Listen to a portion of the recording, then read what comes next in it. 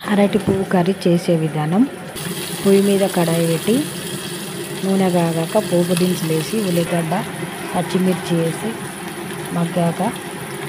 అల్లం వెల్లిగడ్డ పేస్ట్ వేసి అది కొద్దిగా కలిపాక టమాటాలు వేసి అవి మగ్గాక ముందే కట్ చేసి పెట్టుకున్నాయి పసుపు నీళ్ళ ఉప్పులో నానబెట్టిన అరటి పువ్వులు కడిగి వేసుకొని ఒక 5 నిమిషాలు, చిన్న పువ్వు కాబట్టి పెద్దదైతే 10 మగ్గాక అందులో కారం,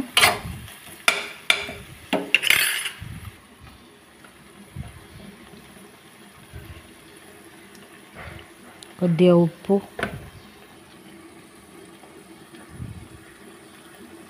ధనియాల పొడి, కొబ్బరి పొడి, కొత్తిమీర అన్నీ వేసి కలుపుకొని 5-6 నిమిషాలు మగ్గించి నూనె తేలాక బంద్ చేసుకుంటే అరటికాయ కూర కర్రీ రెడీ.